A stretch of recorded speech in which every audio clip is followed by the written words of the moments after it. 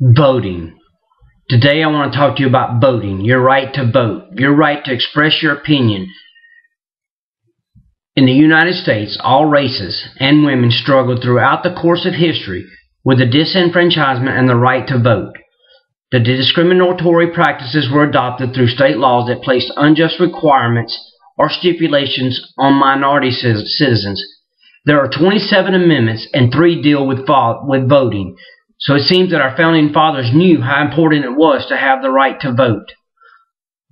States were able to tamper with voting rights because the United States Constitution did not explicitly declare the right to vote. Since America was founded, this lack of federal ruling towards voting rights enabled states to disenfranchise various races and women voters for generations. Numerous Supreme Court cases tested these unjust practices. New amendments were formed, such as the 15th, which prohibits states from denying the right to vote on account of race, color, or sex, or previous condition of servitude. In addition, the 19th Amendment, adopted in 1920, which franchised women, but it wasn't until 1965 and the Voting Rights Act, however, where African Americans were allowed to vote. Understanding the history of voting rights and the struggle that went into obtaining them should be remembered and acknowledged by all Americans. All individuals who run in politics are public officials, meaning the foundations of their role is what constructs democracies. The elected official is chosen by the people to lead and institute policies that benefit society as a whole. Therefore, voting rights are a duty of all American citizens. The privilege, however, is often overlooked because the average citizen fails to see the meaning and the history behind the right to vote. The 15th Amendment is the third of the Reconstruction Amendments. This amendment prohibits the states and federal government from using a citizen's race, color, or previous status as a voting qualification. The rights of citizens of the United States to vote shall not be denied or abridged by the United States or by any state on account of race, color, or previous condition of servitude.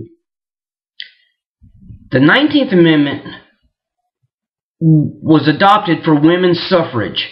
More than any other woman of her generation, Susan B. Anthony saw that all the legal disabilities faced by American women owed their existence to the simple fact that women lacked the right to vote.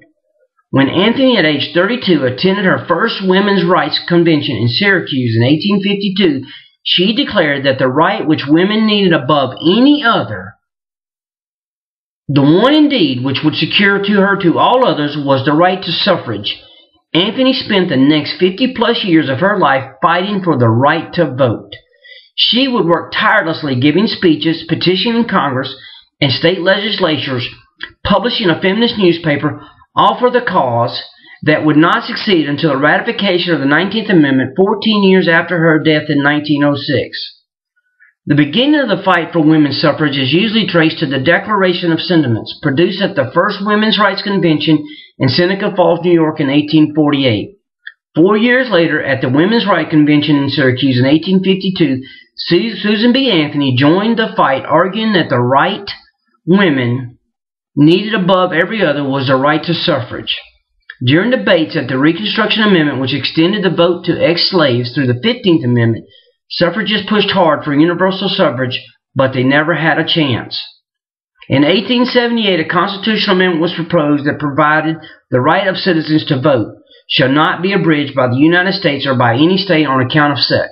This same amendment would be introduced into every session of Congress for the next 41 years. In May 1919, the necessary two-thirds vote in favor of the Women's Suffrage Amendment was finally mustered into Congress, and proposed amendment was sent to the states for ratification. By July of 1920, with a number of primarily southern states adamantly opposed to the amendment, it all came down to Tennessee. It appeared that the amendment might fail by one vote in the Tennessee House, but 24-year-old Harry Burns surprised observers by casting the deciding vote for ratification. At the time of his vote, Burns had it in his pocket a letter he had received from his mother urging him, "Don't forget to be a good boy and vote for suffrage." Women had finally won the right to vote. After World War I, and only because of the support of President Wilson, Women finally won the right to vote with the passage of the 19th Amendment in 1920. Before the amendment went into effect, women in Wyoming, Colorado, Utah, and Idaho previously won the right to vote in local and state elections. The rights of citizens in the United States who are 18 years of age or older to vote shall not be denied or abridged by the United States or by any state on account of age. The 26th Amendment, the Voting Age Amendment. Movement to reduce the constitutionally established voting age from 21 to 18 had been underway since World War II, when President Franklin D. Roosevelt lowered the draft age to 18. Despite the recommendations of several presidents, the U.S. took no action.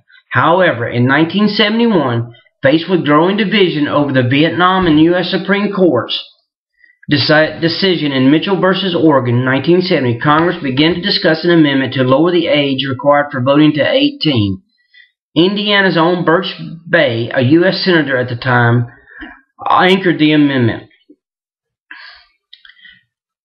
37 years later, 8 states have yet to ratify the 26th Amendment. Indiana's neighbor, Kentucky, is one of the states yet to ratify. If you're the age to vote, then I hope this message will let you see how important it is to vote. A lot of people went through a lot of hardships to be able to afford you this freedom and right. Please vote. Give yourself a voice and let yourself be expressed through voting.